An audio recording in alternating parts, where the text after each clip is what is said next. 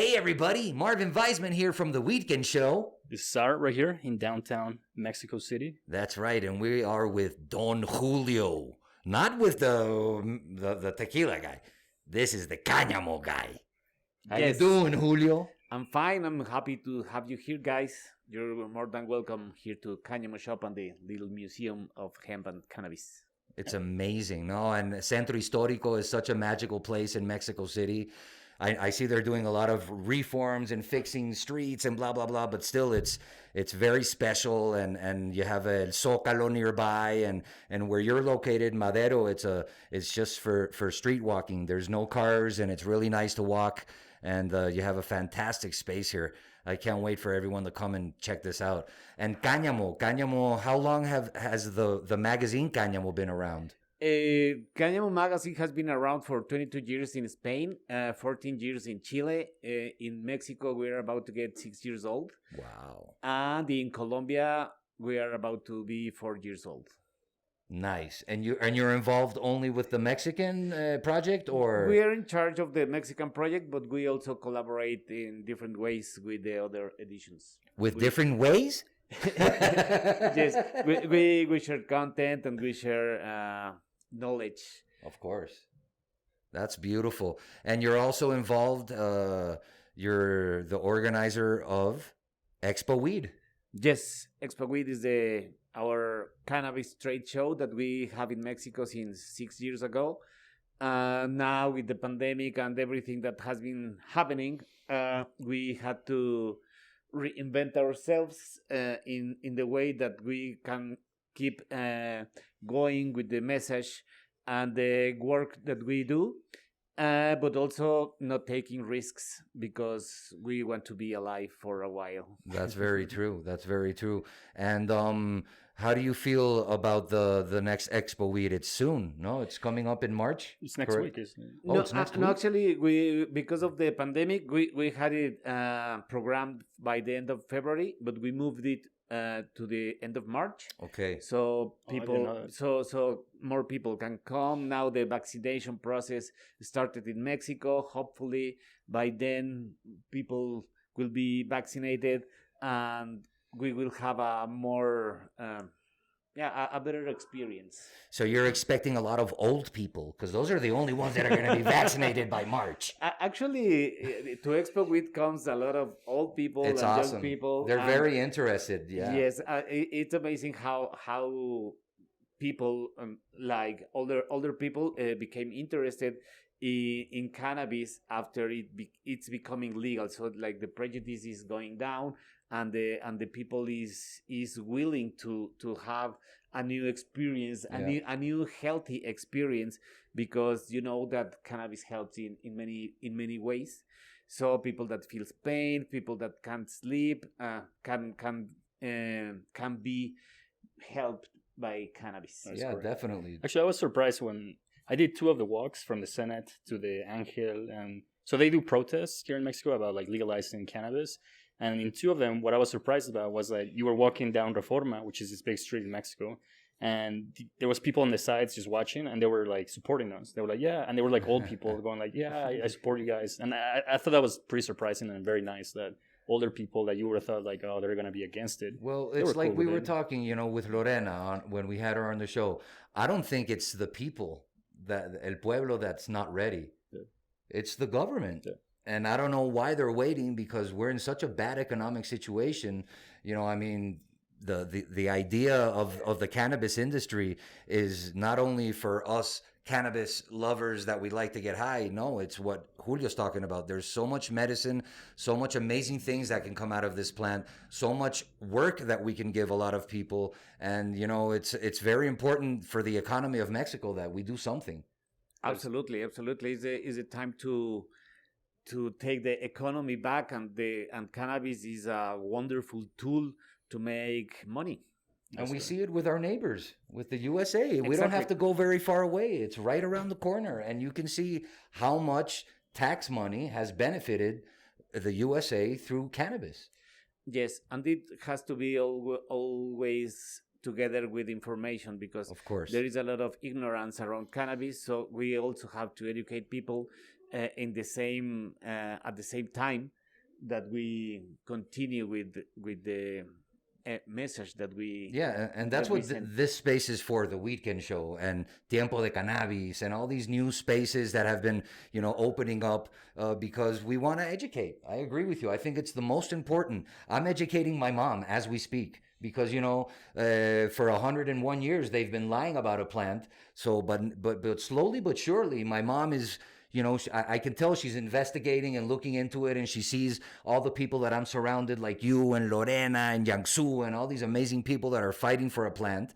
And she's starting to understand. And that's what you said. It for me is the key. We have to educate.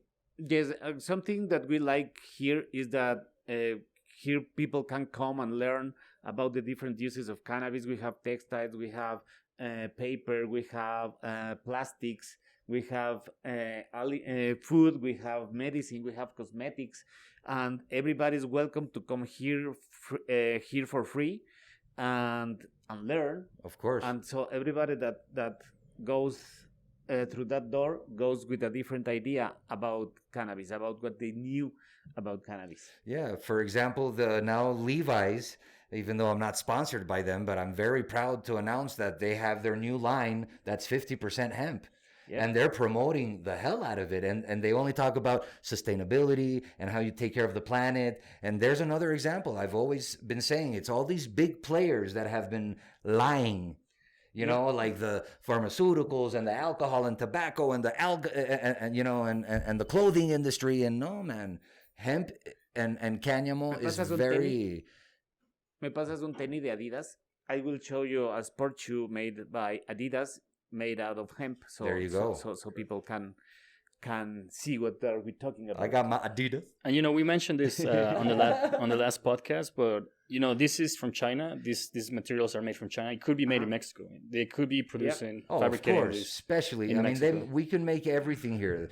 Yeah. I can't wait for Canada and the U.S. to turn around and start, making more things in Mexico, because we've always made amazing products in Mexico, and we might be a little more expensive than the Chinese, but it's right around the corner. It's easy to get there. And I think, it would be a beautiful thing if they start turning around and looking more at Mexico. This is amazing. That's gorgeous. Yeah, these are nice, yeah. Yes. So this is hemp textile, and many things can be done. Also, there's cars made out of hemp already. Cars like BMW are integrating hemp into the... And now the batteries, no more lithium. They're making batteries out of hemp. It's amazing everything you can do with this plant. And before, Sar has even said it on the other shows. Before, in all the crazy 101 years we've been going through, you had to grow hemp in the United States. Mm-hmm. Yes, because it was mandatory. It was mandatory. And then, all these big players said, no. Yeah. I want my industry. Yes. Oh, okay. And now finally it's coming out. And, that's the thing about Julio and, the other people that he works with. He's been doing this for a long time. He's been educating. He's been doing, like media. And before social media was a thing, they had a magazine. They were trying to do things. And now this is a museum, actually. So, this is a museum where they show a lot of the things that can be done with cannabis. It's called Cañamo Shop. And just to take it back a little bit, this is in downtown Mexico. So right, like in 2 blocks from here is like the main square of Mexico City. The president is like 5 blocks away. He actually lives there. So this is very like, this is a really nice place because, it's so close to everything. And the historic center. The historic center of Mexico. And this actually, even this building might be historic. I'm sure it is. Yes. I mean, this street is like the most important pedestrian street in Mexico, and people say that in Latin America, normally without pandemic, hundreds of thousands of people walk daily around. And it's beautiful. And we are waving a flag with a cannabis leaf with our the help of our mascot that is Ramon Cañamon, and it's a kind of a statement to be planted here, to say here we're talking about cannabis and we are together and among all these other legitimate business. That's true. And we are here and something that I really like is that people love us, because people like our presence in downtown. We never had any kind of bad situation. with the presence of what we are doing. So I'm really glad about that, because the downtown of Mexico City and the people like us. I like the work that we're doing. No, and it's a very special place downtown of the historic center. I mean, you have ruins, you have El Zócalo, you have the most beautiful church you're ever going to see in your life, and the architecture, it's unbelievable. It's El Centro Histórico is magic. I love coming down here. It's a very special place in Mexico City. Yeah. It's very symbolic. And actually, Yes. just before we started this, there was some gringo that came here from Canada or the U.S. He was from the U.S. From the yes. U.S. And there's a lot of people from foreigners come here and they check out Cañamo shop and they talk about what's happening in Mexico. That was interesting. He was like, I just, want to, he was, and that's why I said, well, it's not legal yet. That's why we only sell or show paraphernalia and blah, blah, blah, blah. But Actually, the last time I was here, I met a person from Colombia and they knew someone that I was working with in Colombia like a few years ago. And they were like, oh, this person? Like, it's just like so crazy how the cannabis industry is like definitely so small. Yeah, no, and marijuana unites. It's like music. It's a universal language, and it's a plant that's been there forever, and they've just been lying for 101 years, and now it's time for Cáñamo, cannabis, hemp, whatever you want to call it, to come out to the light, and everyone should get the benefits of this natural plant that grows beautifully, and it's just been lied about for so long. Yeah. And I've seen that you guys haven't smoked, so we can take a break so you guys can take your mask off. Julio here has the very nice vaporizer from Germany. He's my new best friend. I can't wait to have one of those. Wow. Yes, we try to use the more efficient devices in the market, and we've been in all kind of trade shows about cannabis, and we always try to pick the best for the shop and the best for our customers. And here we have the Mighty. The Mighty is one vaporizer that is made in Germany by the company that also makes the Volcano. And this is like a very, I have to say that it's not the most beautiful design, but it's, if you're a heavy smoker, this is the only thing that works. Yeah. Yep. Yeah, it's a vaporizer. I've read a lot about those. Yeah. They're only for herb, right? Not for extract or. No, you can put the extract as well. Oh, okay. It has like an adapter for extracts. Yeah, Okay. yeah, there's a little net that you put to smoke extracts in there. Wow. And we're not going to promote him, but what's the brand? It's called Briscoe and something. Brickle and Stores and Brickle. Yeah, so it's a German brand, and I know what you say about it's not the nicest because you pay $500 and it's like plastic, and it's like, come on, you could have. No, and it's huge. Yeah. Yes, it's huge, and yeah, But it's the best hit. There are many vaporizers that are slim and nice, and they have a nice design, but those work for people that doesn't smoke a lot. I smoke a lot. That's right. Yeah, so it has a long battery, and it heats up really quick. And it goes up to like I think 300. You 250. You can control the temperature. Mm-hmm. And first we start at 180 degrees. Get those terps. And then we after a couple of hits you go to 190. And To finish it off. I finished mine at 220. I didn't bring mine, so that's why I'm like, But 220 is where I just get all of it and then throw it away. Yeah, mine's got the green, the blue, and the red. I use the blue, the one in the middle, for 2 times, and then I use the last time the red, and it's just like, and then it's burnt.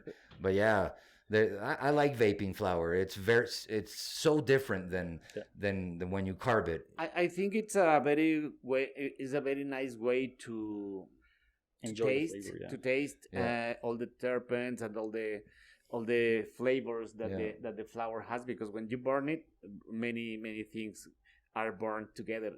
The paper, everything, and you're just smoking the ash. Yeah, exactly. It's much healthier to vape, definitely. Yeah, and we were talking about this the other day. It's Yeah. like if you have a nice flower, like a very, I don't want to say expensive, Premium. Premium, very tasty. You definitely want to do it with a vape to taste all of that. Because if you smoke it, you're burning it. Yeah, definitely. I mean, it's always nice to smoke a J too, or take a nice rip on a bong. But I agree, when the flower's very nice, and when you vape it, that's when you really get all the taste, and and it's different because you get like only cannabinoids. You know, there's no carbs going in there, so it's special. I like vaping. You know what's cool? They sell the attachment for this one, so for the one I have, where you can put it on the bong and then you just do the same thing. You put it on the bong and then you just take a hit. Yeah, we gotta order that. We need one of those. Yeah. Yeah, there are many toys now in the industry that are very nice. Yeah. And the idea of this kind of instrument is to reduce the risk and the harm when you are consuming something. Exactly. And that's the idea. The idea is there are always risks associated to cannabis consumption, but we have to be sure that we take those risks to the lowest.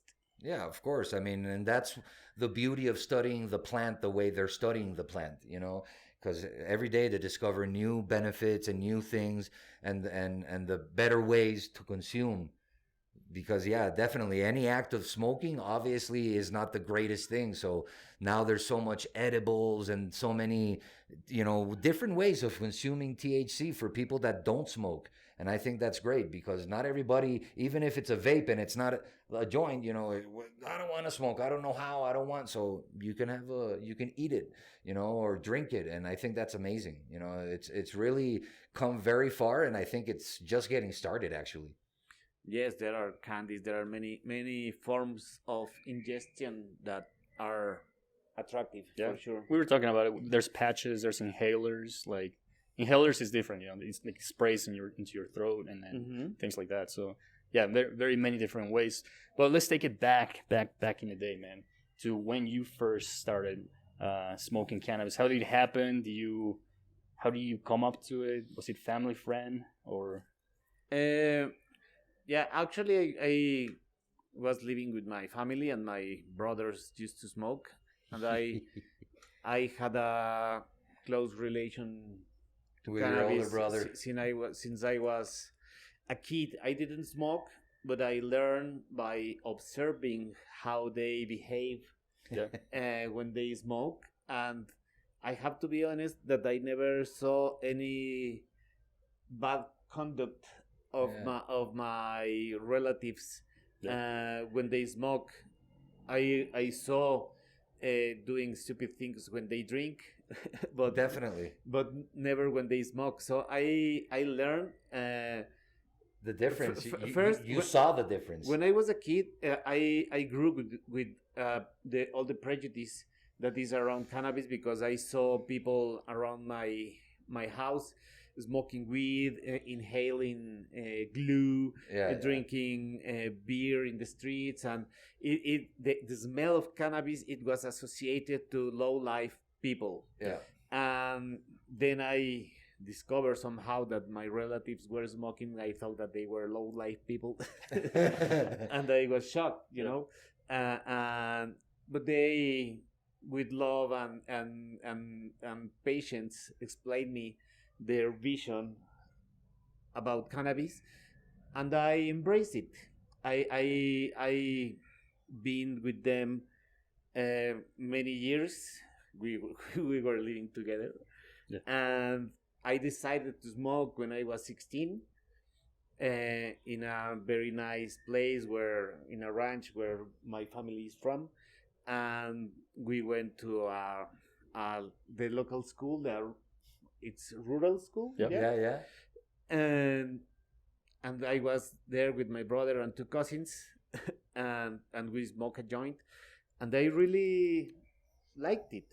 We walked back to the house of my uncles, and I felt like the grass was like blowing to me, like, and nice. It was a very nice sensation. So I never felt any horrible thing around, but as I like it, I decided to be cautious and not get addicted to it or to this sensation immediately. So I was very prudent, and I used to smoke maybe once a month, or I kind of ritualized the consumption.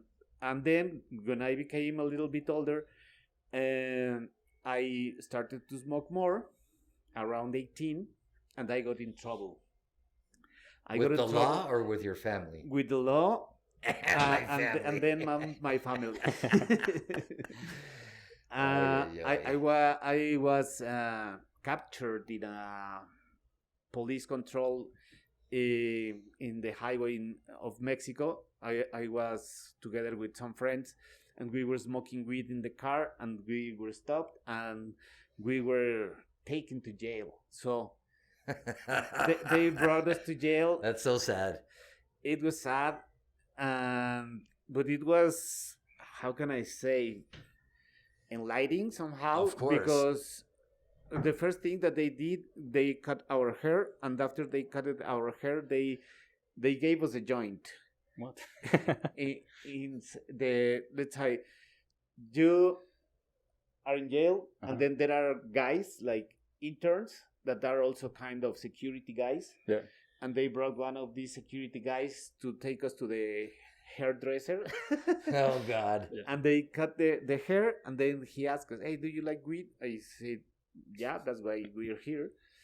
And he asked, "Hey, go and get one mota of 5 pesos." And one guy that he was like the servant or something.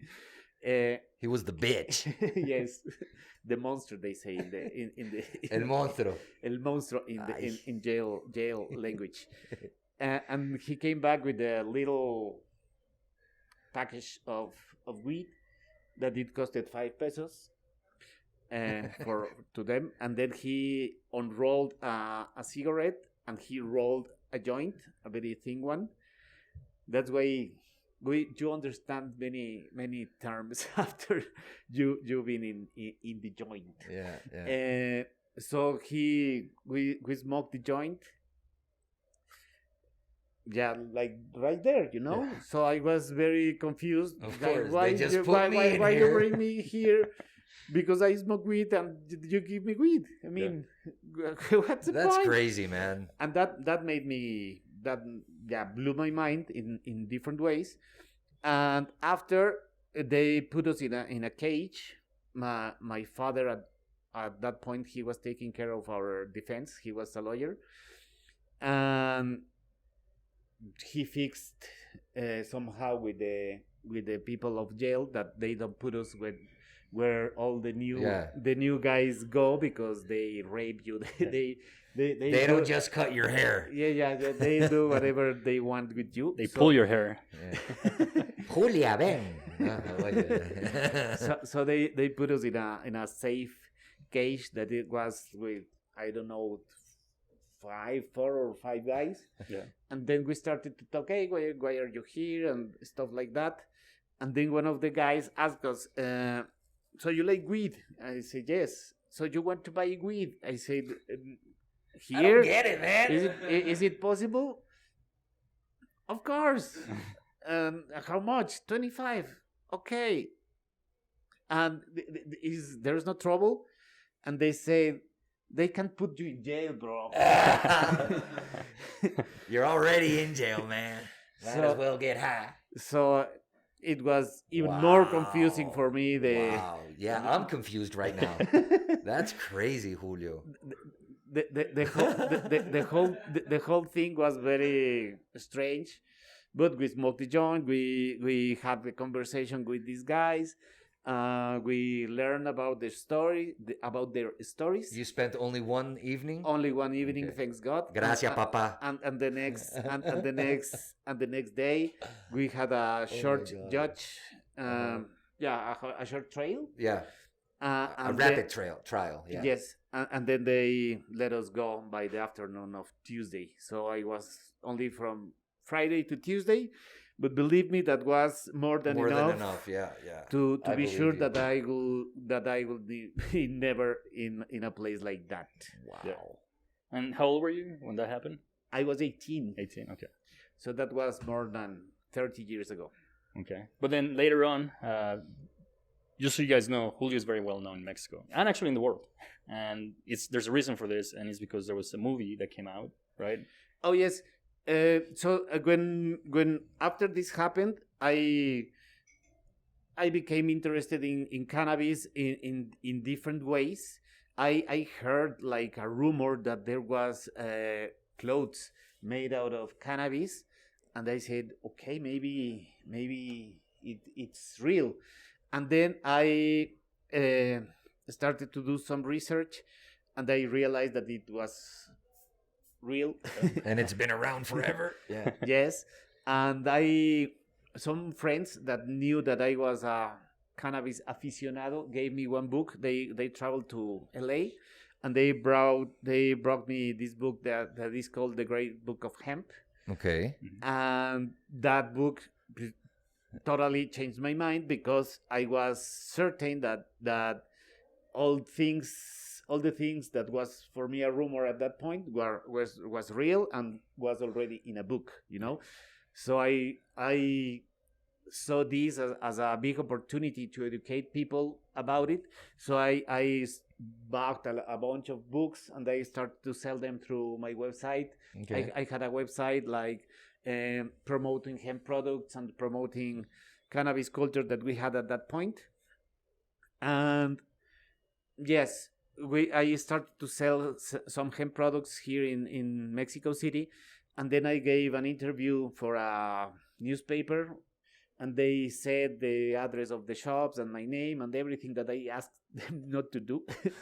And they did it, and then it became a scandal. It was the people from the news, from Televisa and TV Azteca, went to the shop and bought some stuff and took it to the Profeco, that is the Mexican institution that certifies that what you're selling is real. Yeah.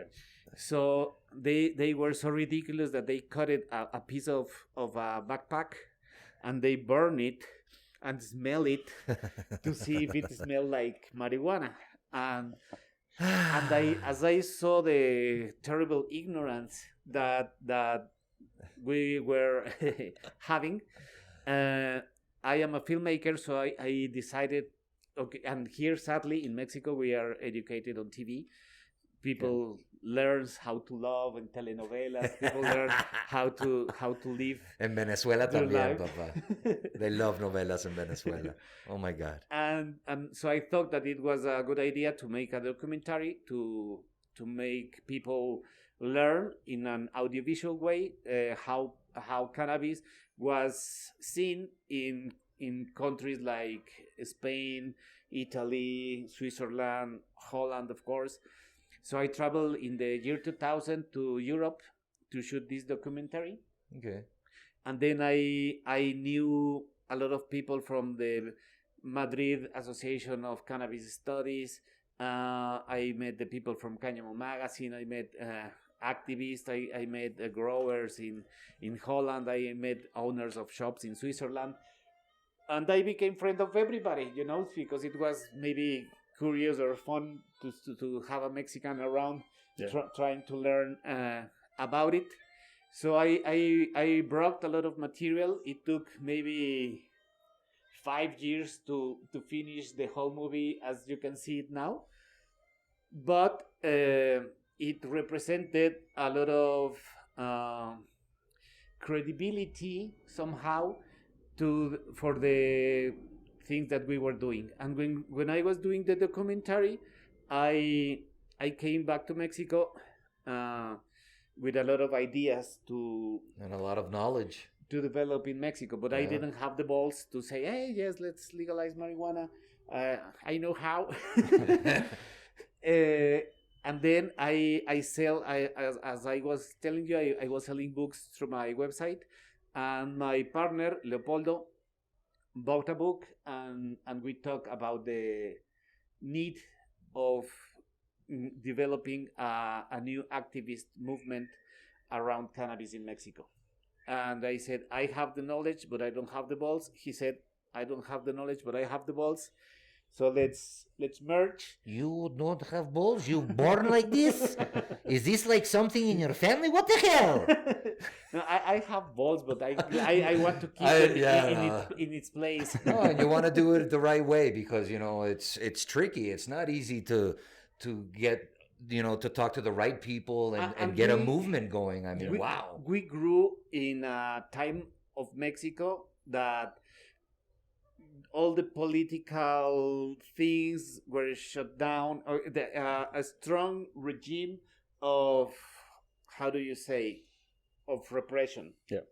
You know, so as we learn, we grew with this. We thought that they would come to kick our asses immediately. Yeah. Because they could. Yeah, of course. But in a funny way, they didn't care about us. In a way, we didn't exist. I was going to our meetings, like looking around. Maybe they were guys with binoculars, like in this video of Beck, the devil's haircut. I had that feeling, but we started to work, and we saw that nobody was around, and nobody really protested against our work. So we started to make the marijuana march in Mexico. We started to do different efforts. Before, as I told you, we didn't have any information in papers or books. So we started to develop a project that is called Biblioteca Canábica, or Cannabic Library, to have magazines like Cáñamo magazine and different books that we had at that time, to make them available for free for people that can go there to read. Yeah, of course. And that let's say represented one of the first efforts to educate people. And then we started to, the march was going, and also we started to, we made a group to advise one legislator, Elsa Conde. This was maybe around 2007, something like that. And we conformed this group with a lot of important people, like Alejandro Madrazo, that is a very important lawyer in Mexico, Jorge Javier Romero, that is also a specialist in politics, Daniel Jimenez Cacho, that is a famous actor, that is also an activist, and many other characters. Ana Paula Hernandez, that sadly she died a couple of years ago, but she was also a freedom fighter, and we were together trying to advise this legislator to develop one initiative or three initiatives to legalize cannabis. First industrial, then medical, and then for adult use. But these initiatives were frozen in the chamber. They still are. Yes. And nothing happened. And then together with this group, we formed another group called CUPID, that is Colectivo Unido por una Política Integral hacia las Drogas. And we also made colloquiums, different kind of events, also to try to educate people. Yeah. And after that, we started also, we were collaborating already with Cañamo magazine from Spain. And we thought about the possibility of bringing the magazine to Mexico, making a local edition, as they made an experiment in Chile, that they made a local magazine with contents from Spain, but also local content, and that worked pretty well in Chile. So we followed that formula in Mexico. We took about 2 years to make all the paperwork and all the preparations to get the magazine. And we started to publish in 2015 here in Mexico. And the next year, also we started with Expo Weed. And also we opened the Museum of Cáñamo here, and we started the Cannabis College. Yep. And we're just getting started. No? And we're just getting started, yes.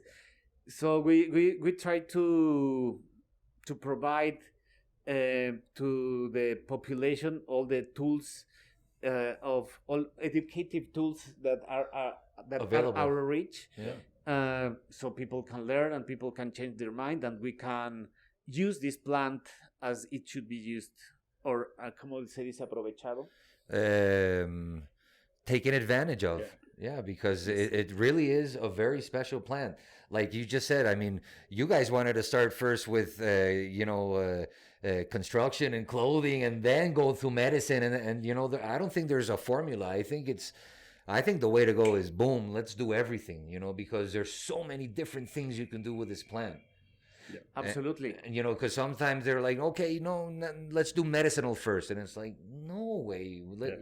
We're talking about economy, about making people have good jobs and quality of life, health.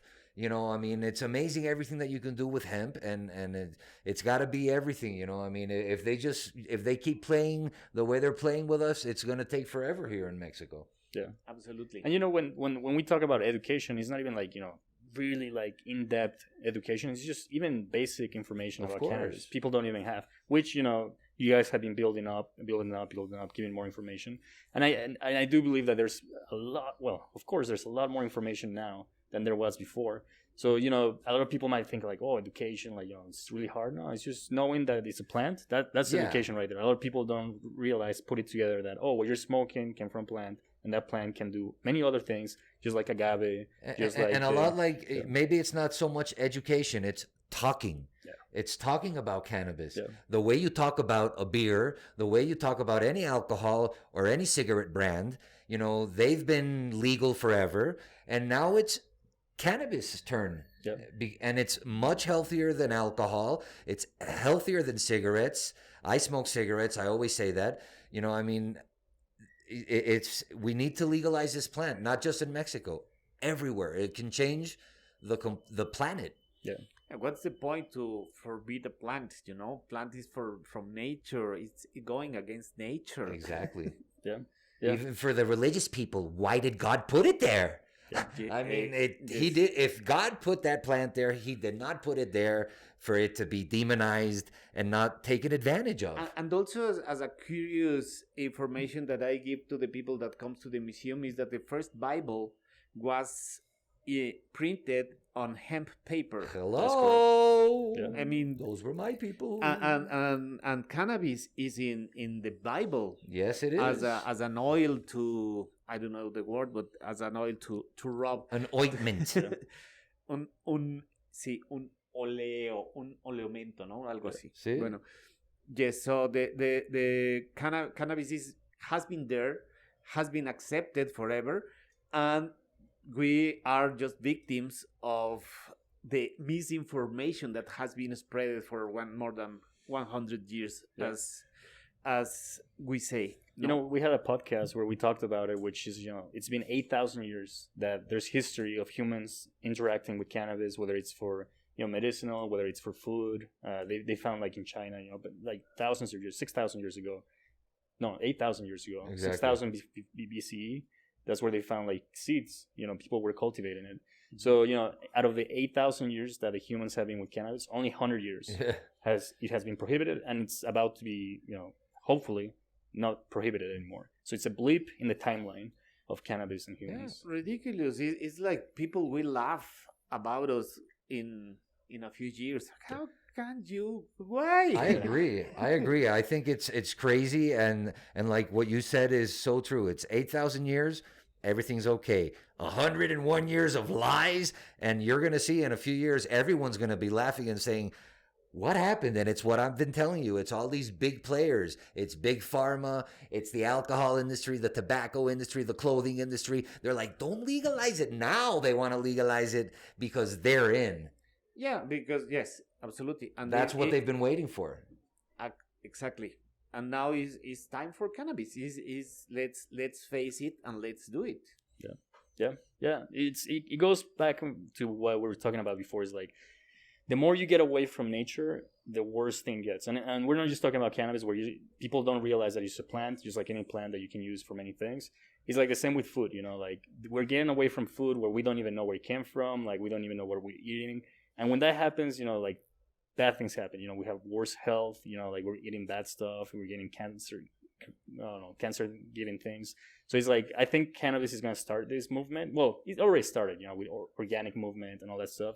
But I think this is going to push it, where people are going to be like, okay, now that we understand it's a plant and it's available, and now there's information, education, I think the next one is like, okay, so what am I eating? You know, what's in this can? Like, where do you came from? Where do you come from?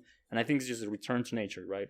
We don't have to be hippies or anything. We just understand where we come from, and we come from freaking nature. And everything we consume comes from nature, you know? Absolutely. We tried to separate that. We thought that the humans were egoistic, and they were like, we're better than nature. And it's like, no, dude. And COVID shows that. It's like, chill, dude. I can kill you in a year if I wanted to. Yes. You know, and that's nature. Yeah. But yeah.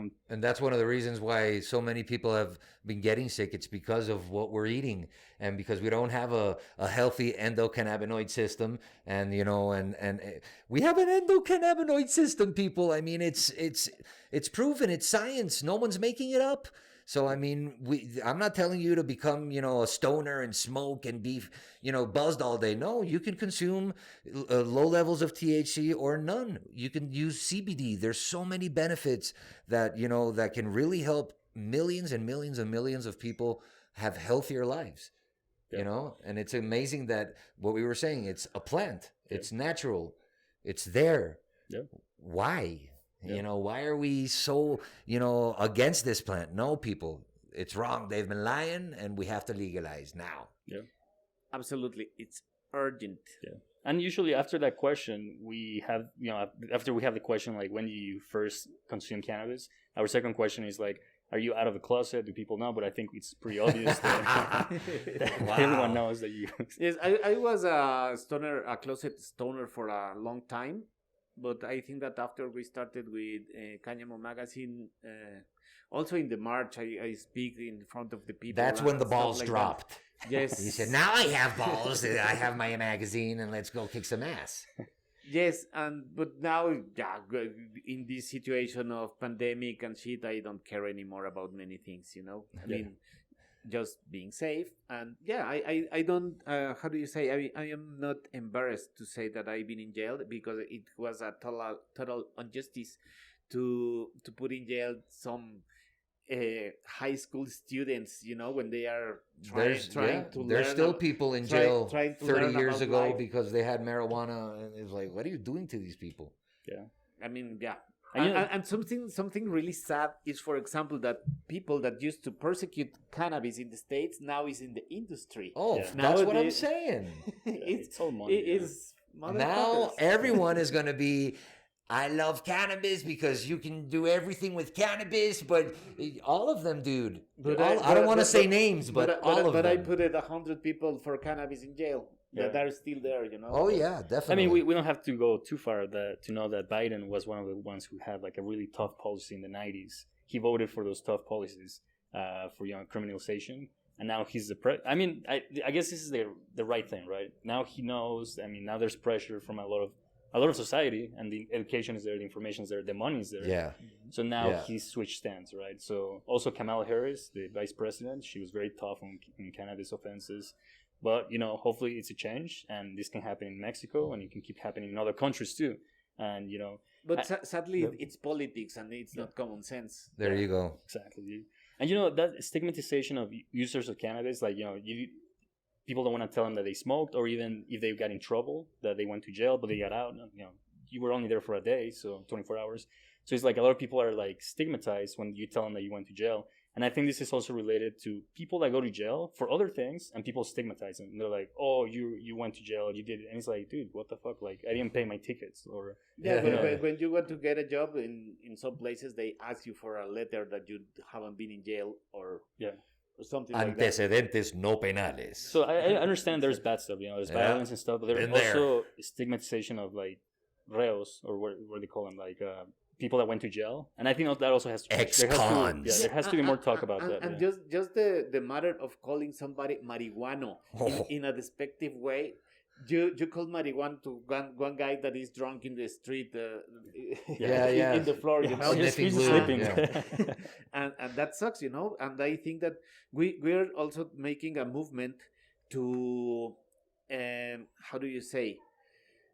To fight for the rights of the stoners. We call it MOPINCA, es Movimiento por la Integración Canábica, and we take the example of the gay or the Yeah. GLBQRSTUV community. Exactly. Why? Because they were fighting for legitimate rights, Of course. In very smart ways, and we also developed a flag that you compare, but it's only lines, green and blue, representing that all the green can live under that blue. Yes. And it's a matter of visualization of the cannabis users without stigmatizing. So you shouldn't call marijuana a stoner marijuana, because in a respective way, that should be against the law. Yeah. Because it's discrimination. Yeah. And as you can here in Mexico, you cannot call anymore somebody faggot. Yeah. Because it's against law. It's Yeah. the same thing. We have the same rights. Yeah, I always compare the cannabis movement with sex. Before, to talk about sex was like, did he say penis? Oh my God, he must smoke marijuana. And then sex it's so free now. And, they keep adding letters, the LGP.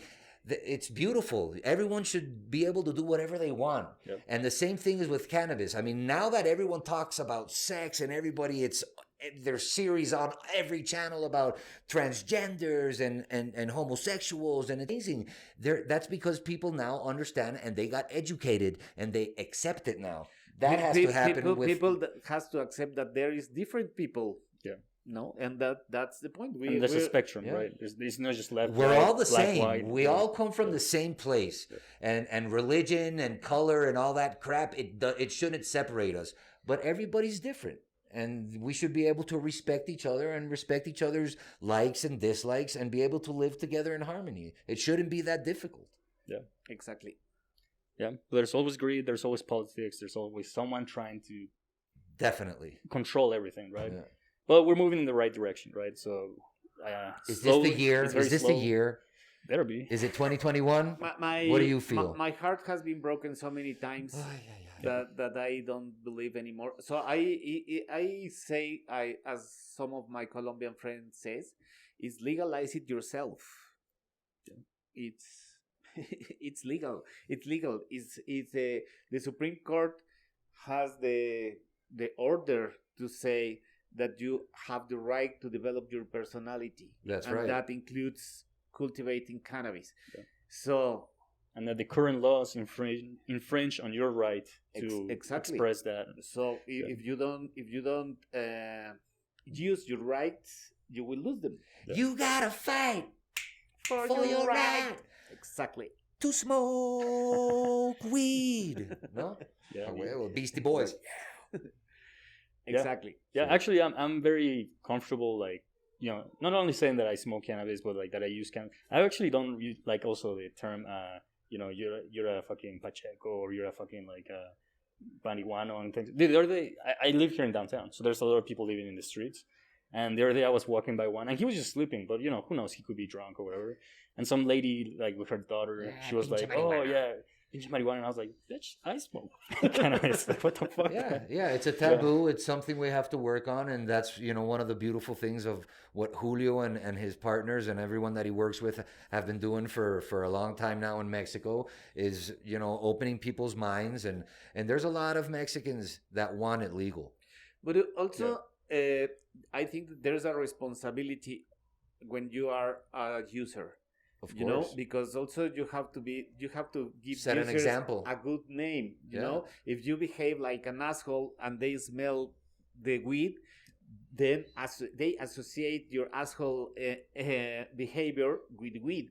Yeah. And that's not smart. Yeah, No, you you're gotta be just an respectful. asshole. Yeah, you gotta be respectful, because just like how there's people that don't like cigarette smell. I don't like the cigarette smoke. Like, I like to vape cigarette. Anyway, there's people that don't like the smell, so it's like, don't go around next to like bars and things like that and just smoke and be like, oh, it's my right. It's like, dude, also respect the other people that don't like the smell of cannabis smoke. Definitely. Yeah, just It's be like when I respectful. go to my friend's house and I ask them, do you want me to go smoke my cigarette in your terrace? Yeah. And a lot of them are like, no, dude, go ahead here. And, but most of the time I just go outside to the terrace and no one ever smells anything. And, and I go wash my hands so I don't stink. And, but I do think about the other people. Yeah. and that's one of the things. I mean, I've always heard, oh man, it stinks of weed. It doesn't stink. It's delicious. What are you talking about? I mean, it's such an amazing smell, and there's so many different types of smells from all the varieties that exist nowadays of Cáñamo. It's unbelievable. Yeah. There's so many strains and hybrids and crossovers and this and that. And every time I get something and I smell it, I'm like, oh my God, I'm in love. It's crazy, man. Also, legalization brings that out, right? So there's better quality. So there's better, a lot of different tastes and smells, and it's gonna be better. It smells actually better because I can see that how when I was younger there was some shitty weed that smelled kind of course, man. shitty. Oh, of course. Yes. And that's part of the culture. If you don't know that better weed can be grown, and that you get only what you get in the street, and you don't even know how is the process, how the plants grow, how some people think that the cannabis is pretty much represented by the leaf. By the leaf, yeah. But the leaf, we put it away. We don't smoke the leaf, Yeah. You use it for other stuff, yes. But yeah, definitely, it's the flower. And once it's trimmed without leaves, and it's gorgeous. I love looking at marijuana. I think it's beautiful. I used to grow when I was in LA.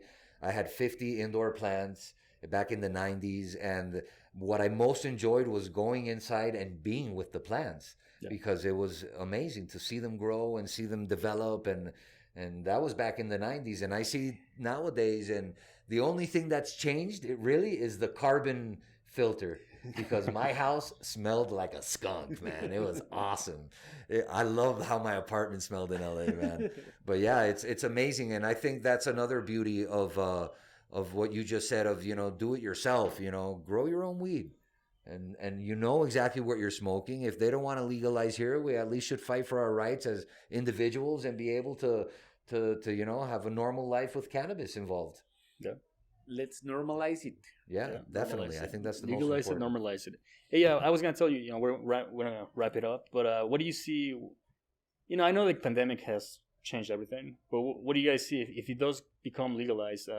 What's the future of Cañamo Shop, or what's Expo Weed? What are your I think that when the industry is available to develop, mm-hmm. I think that many positive things will happen. No, I think that you've been in some other countries that were the fairs like Expo Weed mm-hmm. are like huge. Yeah, huge. There are a lot of brands. There are a lot of new businesses. There is always people doing different stuff, mm-hmm. from papers to pipes to honey to sweets to, the possibilities are unlimited. Yeah. And here in Mexico, we are very creative people, and we also have a very strong attachment to cannabis. And I think that people already started to do their own a lot entrepreneur. Yeah. How do you say emprendimientos? Sí. Entrepreneurship. Everybody is starting to develop their own projects, and the imagination is the limit. We're ready. Yeah. Mexico's ready. Well, these guys are ready. They've been ready for a while. No, but like he said, it's not just him now. There's a lot of interesting people that have invested, yeah. and they're doing serious stuff, but the country doesn't let us evolve. And not only in Mexico City, also in Jalisco, also Nuevo León, like everywhere in Mexico. No. When I say Mexico, I don't say in like the Mexicanos, that they say, soy de Mexico. Mexico, when I say Mexico, I mean the whole country. Yeah. Definitely, because here they have that. I've been here 12 years, and they're like, "Where are you from?" Mexico. No, but what part of Mexico? Oh, yeah, Mexico City. It's like, Mexico's huge, dude. Yeah. Well, man, I think we're gonna be seeing each other. We will, because there's the whole thing for Weedkend, the whole Tiempos de Cannabis, which is actually coming out this week, right? And on the 20th of February. Oh, yeah. So we don't know when this podcast is going to come out, but on the 20th of February, that's when Tiempos de Cannabis start, which is once a week, right? Yes, once a week every Saturday. With Sarah Snap. 11:30. Yeah. Exactly. Well, these guys... I hope I can do the voiceover. Yeah. I'm going to get hired by Azteca. En ADN, Tiempo de Cannabis con Sarah Snap. Good, Yeah. thank you. Well, close the program with that voice. Okay, everybody, this is the Weedkend Show. I'm Marvin Weisman. This is Sar and Don Julio. And follow us, like us, subscribe. We're on podcasts. We're on everything, Amazon, iTunes, all of that. You can find us there. And you can find also Cañamo. Where can we find Cañamo Shop? Yeah, come to downtown. We are in Madero number 28. And in the heart of Mexico City, the belly button of the moon. Website, social media. Yes, we have our Instagram, canamoshopmx. And you can find us there. And also the Museo del Cáñamo y la Marihuana on Facebook and Instagram. Also, of course, Cáñamo Magazine in Facebook and Instagram as well. And Expo Weed. And Expo Weed, of course, Expo Weed Mexico in Instagram and Expo Weed MX in Facebook. All right. Thank you so much for having us here, Julio, and talking to us. And It's my pleasure. no, it's our pleasure to be with someone that's been doing this from the get-go, from the beginning, and we're gonna fight with you till the end, man. Yep. That's the thing. Normalize it. Ciao, See you baby. guys. Peace. Thank you.